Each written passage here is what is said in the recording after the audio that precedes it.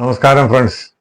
ഇന്ന് നമ്മൾ ചർച്ച ചെയ്യുന്ന മുൻപൊരു തവണ ചർച്ച ചെയ്ത അതേ വിഷയം തന്നെയാണ് ഹോട്ട് വർക്ക് പ്രിപ്പറേഷൻസ് എന്നുള്ള വിഷയം. അപ്പോൾ ഇന്ന് നമ്മളത് വീണ്ടും ചർച്ച ചെയ്യേണ്ടി വന്നതെന്ന് പറഞ്ഞാൽ അന്ന് സബ്ജക്റ്റ് വളരെ നീണ്ടുപോയി, വീഡിയോ വളരെ നീണ്ടുപോയി എന്ന് ഒരുപാട് പേര് എന്നോട് പറഞ്ഞു. ആക്ച്വലി അത് സബ്ജക്റ്റിന് ഇൻട്രൊഡക്ഷനായിട്ട് തന്നെ ഞാൻ പറഞ്ഞിരുന്നു.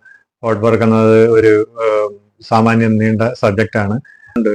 മെയിൻ പോയിന്റ്സ് മാത്രമായിട്ടൊരു റിവൈസ്ഡ് ആൻഡ് പ്രിസൈസ്ഡ് വീഡിയോ ഈ സെയിം സബ്ജക്റ്റിൽ തന്നെ ഹോട്ട് വർക്ക് സബ്ജക്റ്റിൽ തന്നെ ഹോട്ട് വർക്ക് പ്രിപ്പറേഷൻസിൽ ചെയ്യുകയാണ്. റിവൈസ്ഡ് ആയിട്ടുള്ള പ്രിസൈസ്ഡ് ആയിട്ടുള്ള ഒരെണ്ണം ഒരു subject. So I hope every one's cooperation in this. So once again welcomes to magic mushroom safety and health studies. Today's our program part number is number 10 based on hot work preparations.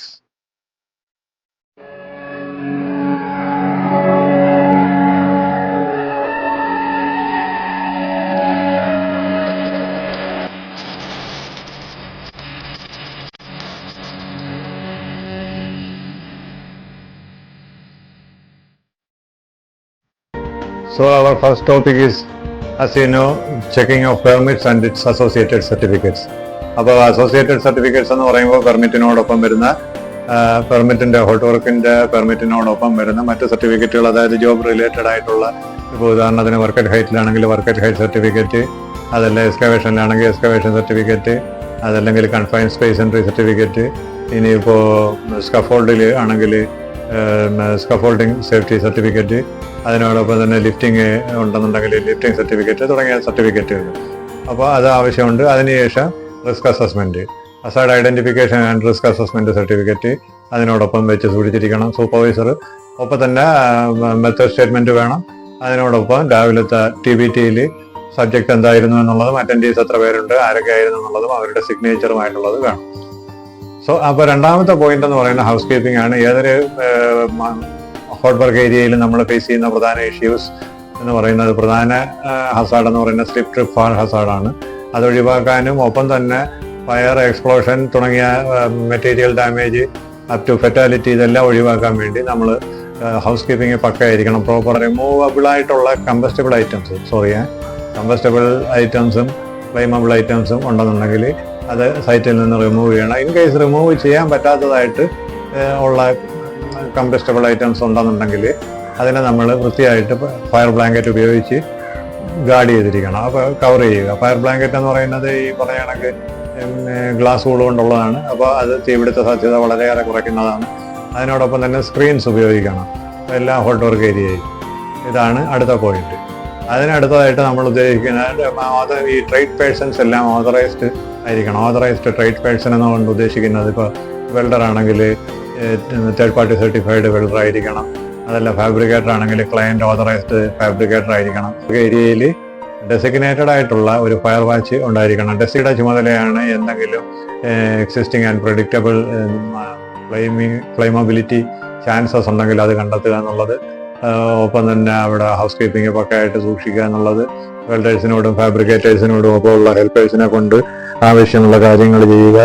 ഓരോ working സ്പോട്ടിലും fire extinguishers പക്കയായിട്ട് അവിടെ fire extinguishers ഓരോ സ്പോട്ടിലും ഉണ്ടായിരിക്കണം. ചിലപ്പോൾ ഈ പറഞ്ഞ കണക്ക് hot work area എന്ന് പറയുന്നെങ്കിൽ പോലും ഈ ആടിനകത്തൊക്കെ ആണെങ്കിൽ 20-25 വർക്കിംഗ് സ്പോട്ടുകൾ, അതല്ല ഗ്രൗണ്ടിൽ ഓപ്പൺ ഏരിയയിലാണെങ്കിൽ പോലും ചിലപ്പോൾ പൈപ്പ് ലൈൻ്റെ ഒക്കെ വർക്കാണെങ്കിൽ ഒരുപാട് സ്പോട്ടുകൾ, ഹോട്ട് വർക്ക് സ്പോട്ടുകളാണ്. അപ്പോൾ ഓരോ സ്പോട്ടിലും ഓരോ ക്രൂ വർക്ക് ചെയ്യുന്നിടത്തും ഫയർ എക്സ്റ്റിംഗ്വിഷർ ഉണ്ടായിരിക്കണം. അടുത്തതായിട്ട് ടൂൾസ് ആൻഡ് എക്യുപ്മെൻറ്റ് ചെക്കിംഗ് ആണ്. ടൂൾസ് ആൻഡ് എക്യുപ്മെൻറ്റ്സ് എന്ന് പറയുമ്പോൾ പവർ ടൂൾസ് വരും. അതിനോടൊപ്പം തന്നെ വെൽഡിംഗ് മെഷീൻസ്, മറ്റ് എക്യുപ്മെൻറ്റ്സ്.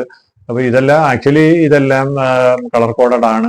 അതിനോടൊപ്പം അടുത്തത് മാൻ ഹോൾ, സീവർ ഹോൾ, അതല്ലെങ്കിൽ മറ്റ് കൺജസ്റ്റഡ് ആൻഡ് കൺഫൈൻഡ് ആയിട്ടുള്ള സ്പേസസുകൾ ഉണ്ടായിരിക്കാം. ഇതെല്ലാം ഇപ്പോൾ മാൻ ഹോളുകൾ അല്ലെങ്കിൽ സീവർ ഹോളുകൾ, അതിനോടൊപ്പം തന്നെ അതല്ലെങ്കിൽ മറ്റ് ഫെസിലിറ്റീസിൻ്റെ വേണ്ടിയുള്ള മെയിൻ്റനൻസിന് വേണ്ടിയുള്ള ഹോളുകൾ, ഇതൊക്കെ ഉണ്ടായിരിക്കും. ഇപ്പം അതിനുശേഷമുള്ളത് വെന്റിലേഷൻ ആൻഡ് ലൈറ്റിംഗ് ആണ്. പ്രോപ്പർ വെന്റിലേഷൻ എന്ന് പറയാൻ കാര്യം എന്ന് പറഞ്ഞാൽ വെൽഡിങ്ങിലൂടെ ഒരുപാട് toxic fumes, toxic and poisonous gases ഉണ്ടാകുന്നുണ്ട്. പ്രധാനമായിട്ടും ഗാൽവനൈസ്ഡ് ആയിട്ടുള്ള മെറ്റൽസിൽ ചെയ്യുമ്പോൾ, അതല്ലെങ്കിൽ പെയിന്റ് ചെയ്തിട്ടുള്ള മെറ്റൽസിൽ വെൽഡിങ് ചെയ്യുമ്പോൾ അല്ലെങ്കിൽ കട്ടിങ് ചെയ്യുമ്പോൾ. അതിനോടൊപ്പം we have to ensure that proper lighting is there. Otherwise as I told there is a chances of slip, trip, fall, assaults and some other serious assaults also lying there. അപ്പോൾ lighting correct അല്ല എങ്കിൽ വലിയ പ്രശ്നങ്ങളുണ്ടാകാം. അടുത്തതായിട്ട് നോക്കാനുള്ളത് permit close out ആണ്. Permit close out ഇതിനകത്ത് വരുന്ന കാര്യം എന്ന് പറഞ്ഞാൽ പെർമിറ്റ് ക്ലോസ് ഔട്ടിന് മുന്നോടിയായിട്ട് തന്നെ എല്ലാ ഹോട്ട് വർക്ക് സാധനങ്ങളും അവിടെ നിന്ന് മാറ്റി ഹോട്ട് വർക്ക് നടന്ന സൈറ്റ് ഒരു അരമണിക്കൂർ മുൻപെങ്കിലും ക്ലോസ് ഔട്ട് ചെയ്യേണ്ടതുണ്ട്.